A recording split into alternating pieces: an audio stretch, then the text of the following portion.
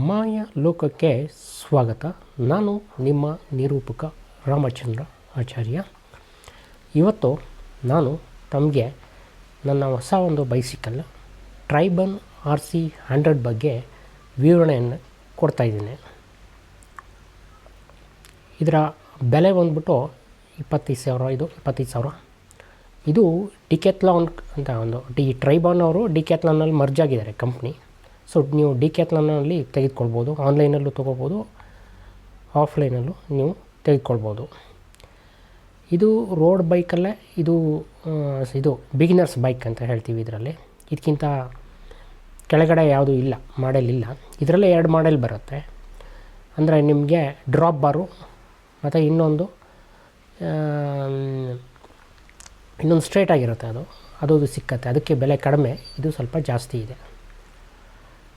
ಇದರ ವಿಶೇಷತೆ ಏನು ಇರಬೇಕಂದ್ರೆ, ಇದು ಅಲ್ಯೂಮಿನಿಯಂ ಫ್ರೇಮ್ ಹೊಂದಿದೆ. ಆಮೇಲೆ ಸ್ಟೀಲ್ ಫೋರ್ಕ್ ಮತ್ತು ಗೇರ್ ರೇಷಿಯೋ 1:7 ಅಂತ ಹೇಳ್ತೀವಿ. ಫ್ರಂಟಲ್ಲಿ ನಿಮಗೆ ಯಾವುದೇ ಗೇರು ಸಿಗೋದಿಲ್ಲ, ಬ್ಯಾಕಲ್ಲಿ 7 ಗೇರ್ ಸಿಗುತ್ತೆ. ಆಯಿತಾ? ಟೀತ್ ಹೇಳ್ತೀನಿ. ರೇರು ಆರ್ ಡಿ ಎಷ್ಟು ಬರುತ್ತೆ ಅಂದರೆ 14x14x28. ಆಯಿತಾ? ಫ್ರಂಟ್ ಟೀತ್ 44 ಬರುತ್ತೆ, ಫ್ರಂಟ್ ಟೀತ್. ಆಮೇಲೆ ಬ್ರೇಕು, ಇದು ಕ್ಯಾಲಿಫರ್ ಬ್ರೇಕು ಅದರಲ್ಲಿ ಮತ್ತೆ 2 ಅಡ್ಜಸ್ಟ್ಮೆಂಟ್ ಇದೆ. ಚೆನ್ನಾಗಿದೆ, ಬ್ರೇಕ್ ಚೆನ್ನಾಗಿದೆ. Light weight 11 kg. ಇದು ನಿಮಗೆ ಇದರಲ್ಲಿ ಒಂದು ಅಪ್ ಟು 100 ಕಿಲೋಮೀಟರ್ಸು ನೀವು ರೈಡ್ ಮಾಡ್ಬೋದು. ಆಮೇಲೆ ಟಯರು ಅದು 24-25 ಅದು ಇದೆ. ಇದು ಮಿಲಿಮೀಟ್ರು 24-25 ಮಿಲಿಮೀಟ್ರ್. ಅವರು ಇಲ್ಲಿ ಏನಾಗುತ್ತೆ ಅಂದರೆ 622x32 ಅಂತ ಅವ್ರು ಕೊಡ್ತಾರೆ. ಅಂದರೆ ಅವ್ರ ಅರ್ಥ 32ವರೆಗೆ ಹಾಕ್ಕೊಬೋದು ಅಂತ, 32 ಮಿಲಿಮೀಟ್ರ್ವರೆಗೆ ಟೈರ್ಗಳನ್ನು ಬಳಸ್ಬೋದು ಅಂತ. ಬಟ್ ಅದು ಹಾಕಿದ್ದು ಬರೋದು 24 ಅಥವಾ 25 ಮಿಲಿಮೀಟ್ರ್ ಇರುತ್ತೆ, ಚಿಕ್ಕದಾಗಿರುತ್ತೆ. ಇದು ಆ್ಯಕ್ಚುಲಿ ಅವ್ರು ಮಾಡಿದ್ದು ಸಿಟಿ ಬೈಕೇ ಇದು. ಆದರೆ ನೀವು ಸ್ವಲ್ಪ ಪ್ಯಾಚ್ ರೋಡಲ್ಲಿ, ಟಾರ್ ರೋಡಲ್ಲೆಲ್ಲ ಓಡಿಸ್ಕೋಬೋದು, ವಿಲೇಜಲ್ಲೂ ಓಡಿಸ್ಬೋದು. ಆಮೇಲೆ ಏನಂತಂದರೆ, ನೀವು ಅಪ್ಪಲ್ಲಿ ಸ್ವಲ್ಪ ತೊಂದರೆ ಆಗುತ್ತೆ. ಅದಕ್ಕೆ ನೀವು ಈಗ ಮಾಡಿಫಿಕೇಷನ್ ಸ್ವಲ್ಪ ಮಾಡಿಸ್ಬೇಕಾಗತ್ತೆ. ಫ್ರಂಟಲ್ಲೂ ಗೇರು ತೊಗೋಬೇಕಾಗತ್ತೆ. ಸ್ವಲ್ಪ ಕಷ್ಟಪಟ್ಟರೆ ನೀವು ಮೇಲ್ಗಡೆ ಹತ್ಸ್ಬೋದು. ನಿಮಗೆ 1 ಅವರ್ಗೆ ಒಂದು 20 ಕಿಲೋಮೀಟರ್ಸ್ ಓಡಿಸ್ಬೋದು. 20 ಕಿಲೋಮೀಟರ್ಸ್ ಅದು ಅಂದರೆ ಪ್ರಾಕ್ಟೀಸ್ ಮಾಡ್ತಾ ಸ್ವಲ್ಪ ಜಾಸ್ತಿ ಆಗುತ್ತೆ. ಸ್ಟಾರ್ಟಿಂಗಲ್ಲಿ ಅಷ್ಟೇ 20 ಕಿಲೋಮೀಟರ್ಸು, ಒಂದು 15 to 20 ಕಿಲೋಮೀಟರ್ಸು ತನಕ ಓಡಿಸ್ಬೋದು. ಆಮೇಲೆ ಈಗ ನಾನು ತಗೊಂಡು 1 ತಿಂಗಳಾಯಿತು. ಏನೂ ಯಾವುದೇ ಗಿಂಚರು ಆ ಥರದ್ದೆಲ್ಲ ಸಮಸ್ಯೆ ಆಗಿಲ್ಲ, ಇನ್ನೂ ಯಾವುದೂ ಇಲ್ಲ.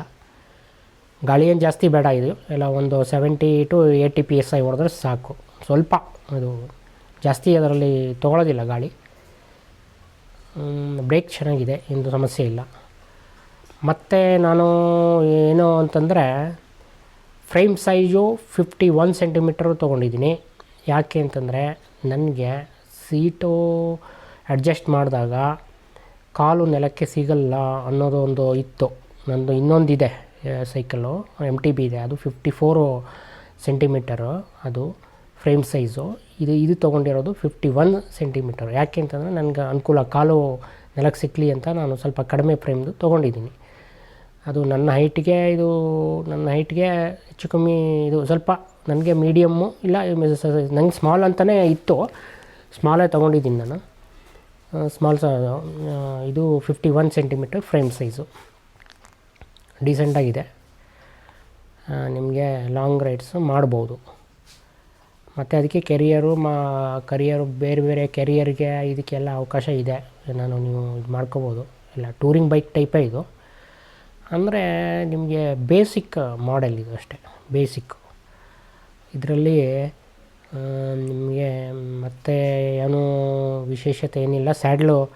ಸ್ಯಾಡ್ಲಲ್ಲಿ ಏನಂತಂದರೆ, ನಿಮಗೆ ಅದು ಸ್ವಲ್ಪ ಫಿಟ್ ಮಾಡೋದು ಸ್ಯಾಡ್ಲು ಅಲೆನ್ ಕೀ ಬೇಕಾಗುತ್ತೆ ಸ್ಯಾಡ್ಲು ಫಿಟ್ ಮಾಡಬೇಕಾದ್ರೆ. ಅದೊಂದು ಸಮಸ್ಯೆ ಇದೆ ಇದರಲ್ಲಿ. ಆಯಿತಾ? ಮತ್ತು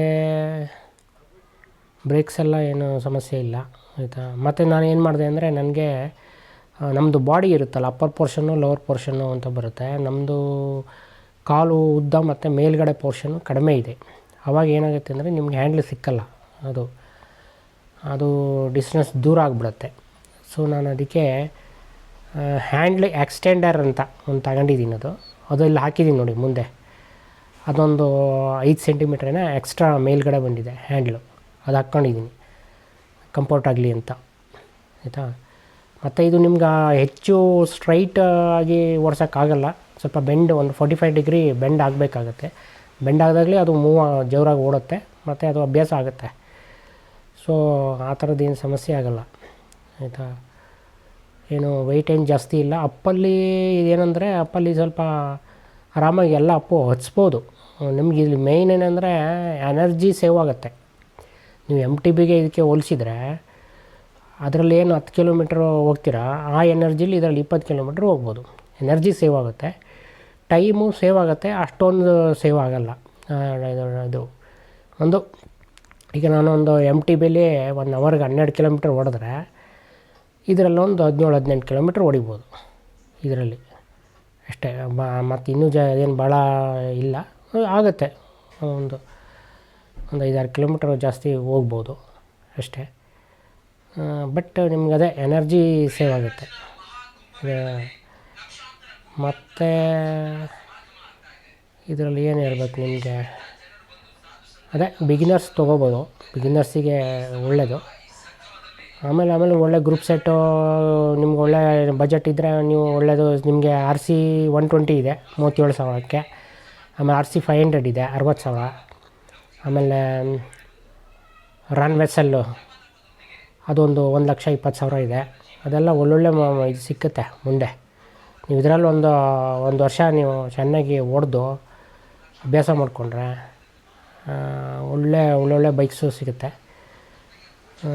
ನಾನು ಅದೇ ನಂದು ಇನ್ನೇನೂ ಇಲ್ಲ, ನಂದು ಒಂದು MTB ಇದೆ, ಒಂದು ಇದು ತೊಗೊಂಡಿದ್ದೀನಿ ರೋಡ್ ಬೈಕು. ನಾನು ಇದನ್ನೇ ಸ್ವಲ್ಪ ಮಾಡಿಫೈ ಮಾಡಿಸ್ತೀನಿ ನಿಧಾನಕ್ಕೆ, ಅರ್ಜೆಂಟಿಲ್ಲ, ಸ್ವಲ್ಪ ಮಾಡಿಫೈ ಮಾಡಿಸ್ಕೊಂಡು ಉಪಯೋಗಿಸ್ಕೊಳ್ತೀನಿ. ನಂದು ಅಷ್ಟೇ, ಒಂದು ಅಪ್ ಆ್ಯಂಡ್ ಡೌನ್ ಒಂದು 50 ಕಿಲೋಮೀಟರ್ಸು ಇದರಲ್ಲಿ ಹೊಡಿಬೇಕು ಅನ್ನೋದು ನನ್ನ ಇದು. ವೀಕೆಂಡ್ಗಳಲ್ಲಿ ಅಥವಾ ಡೈಲಿ ಒಂದು 20-25 ಕಿಲೋಮೀಟ್ರ್ ಹೊಡಿತೀನಿ. ವೀಕೆಂಡಲ್ಲಿ ಇನ್ನೊಂದು ಸ್ವಲ್ಪ ಜಾಸ್ತಿ ಹೊಡಿಬೇಕು ಅಂದ್ಕೊಂಡಿದ್ದೀನಿ. ಮತ್ತು ಯಾರ್ದಾರು ಏನಾರು ಇದು ಕ್ವ್ಯಾರೀಸ್ ಇದ್ದರೆ ಏನಾರು ಇದ್ದರೆ ತಾವು ಮಾಡಿ ನೀವು ಗಮನಕ್ಕೆ ತನ್ನಿ, ನಾನು ಹೇಳ್ತೀನಿ ಆಯಿತಾ. ಯಾಕೆಂತಂದರೆ ನೀವು ಬೈಸಿಕಲ್ ಬೈ ಮಾಡೋದು ತುಂಬ ಕಾಂಪ್ಲಿಕೇಟೆಡು, ತುಂಬ ವೆರೈಟೀಸ್ ಇದೆ, ತುಂಬ ಕಂಪ್ನೀಸ್ ಇದೆ ಆಯಿತಾ. ಅದಕ್ಕೆ ನೀವು ಫಸ್ಟು ನಿಮ್ಗೆ ಯಾವ ಪರ್ಪಸ್ಗೆ ಅಂತ ತಿಳ್ಕೊಂಡು ಆಮೇಲೆ ಬೈ ಮಾಡಿ. ಆಮೇಲೆ ಫ್ರೆಂಡ್ಸ್ ಹತ್ರ ಯಾರ ಹತ್ರ ತೊಗೊಂಡು ನಿಮ್ಗೆ ಅದು ಫಿಟ್ ಆಗುತ್ತಾ, ಅದು ಅನುಕೂಲ ಆಗುತ್ತಾ ಅಂತ ಒಂದು ಸಲ ನೋಡ್ಕೊಳ್ಳಿ ಆಯಿತಾ. ತಮಗೆಲ್ಲರಿಗೂ ಧನ್ಯವಾದಗಳು.